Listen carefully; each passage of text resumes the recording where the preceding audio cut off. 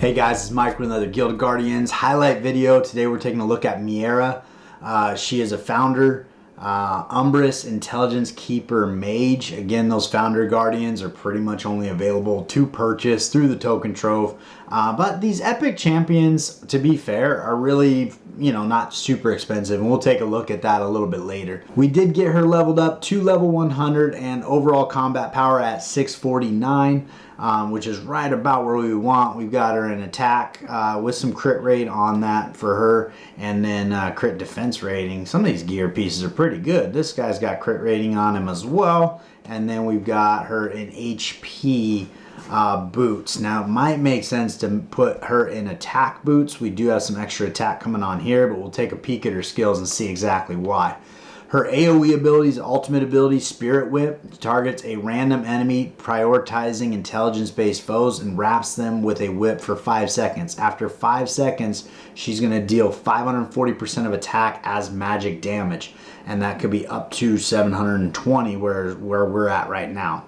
What I'm failing to see here is the AoE side of it, because it's targeting a random enemy, and I think it's only hitting that one enemy. But we'll see. Maybe there's some area damage attached to it. Maybe there's like an explosion. Who knows? Maybe everybody that gets caught in the whip.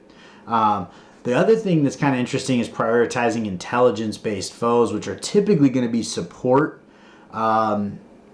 folks, which are not your big damage dealers, but could, maybe you're taking out their healer if they happen to have a Tianlong. Tianlong is damage based, he's intelligence. For the most part though, intelligence folks are going to be kind of similar to what we were looking at the other day with Callisto, the new epic, where focusing on intelligence, I don't know that that's a good strategy. It just seems kind of weird to me. It seems like a weird one to really highlight.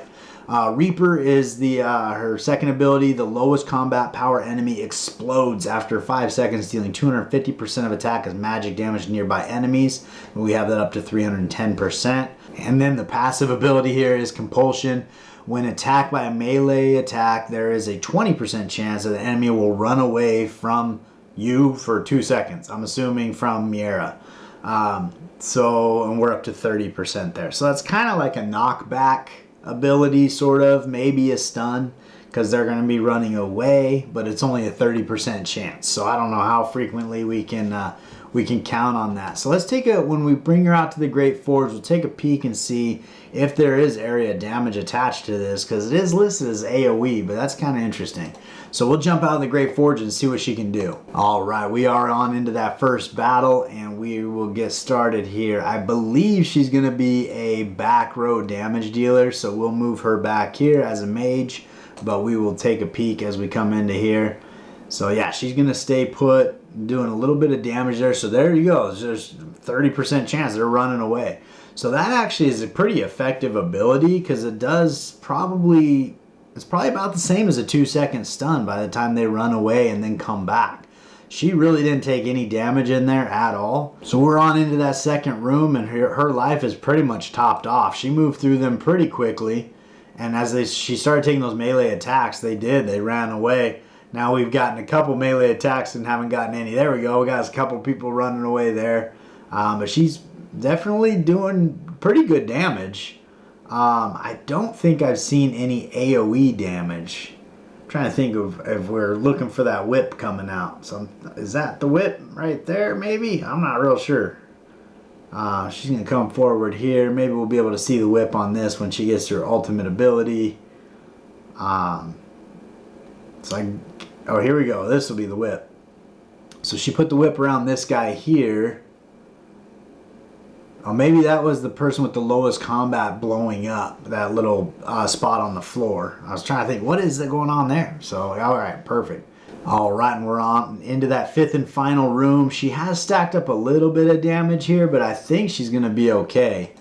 She does seem to do enough damage to get through, and I think if you built her with a little more attack, that would probably help her out as well.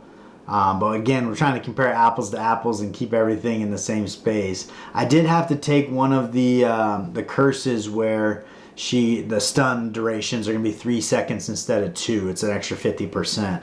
But now that I'm looking at those melee attacks, you can see every time those enemies run back, that's a few seconds they're not doing damage on her. And so it kind of thins the herd. And then she's got that passive ability that's going underneath the enemy with the lowest combat power and blowing up, which I think is pretty effective. This guy is underneath the ground somehow.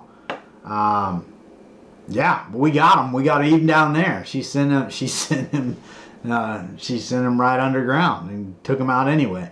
But ultimately, she's got a pretty interesting kit. I do kind of like that 2 seconds of running away. And I think when you level it up, it'll go up to 40%. So a little less than half the time, people are going to be damaged by that. But if we jump in here, take a quick peek at her skills again, Compulsion, when attacked with a melee, yeah, so we get at that up to 40%. And I think Reaper was that other ability. The lowest combat power explodes after 5 seconds, dealing 310% damage. So that's actually a pretty effective ability, and it just starts picking off the people with the lowest combat power until you have just the high damage dealers left. And then the Spirit Whip seemed to be pretty effective as well as far as the damage it was doing. She moved through the waves pretty well. I think as far as the mage and magic damage, she's definitely interesting. And these percentages that she's carrying on attack, if you built her with a lot of attack, she could do a lot of damage. A lot of the kits that we've been through do not show percentages of 720%. So that's pretty big time. If we jump out here into the Token Trove, we can see I bought my Miera for $10.71, 0.003979 Ethereum. If we jump out into the marketplace, see how she's looking there. Hopefully we're right about that same amount for a 6.3. And then kind of starts working up. So this makes more sense with the 7.3 being a little more expensive. I think on one of the previous Authrox, I think the 7.3 was cheaper than the 6.3 for some reason. So that's kind of funny. But you can see there's quite a few of these characters in the game. Let's see here. We got a warrior. We have an elite right here. 75 of them at 6.3. So there's definitely some of these guys in the game and the Founder Guardians. I think the only way to pick them up is to actually purchase them at this time. I don't know if that will ever change. That might just be the only way you can get them. From this point, if you want to enlighten them, the only way that I'm aware of is the cracked hearts, and that prevents you from basically feeding these 8/3s to each other. I might have forgot to mention she's an Umbrous Intelligence Keeper's Mage. I can't remember if I brought that up earlier or not. If I did, I apologize. But I think that's about what I got for you on Miera. I think she's an interesting champion. I think in certain instances where you're required to do magic damage or something like that, sometimes Oxalis comes through as a rush boss and it requires magic damage. I think she could probably do some work for you, especially with those percentages she's doing. And I think that there's definitely merit there, because you could build her to do some serious damage. But ultimately, I don't know she's going to find a lot of places for use. I think it'll be pretty niche when she does, but it's kind of a fun champ. I like playing with the Founder Guardians, just seeing who's in the game and what I'm missing out on. But that's what I got for you. I hope you enjoyed it, and I look forward to seeing you next time.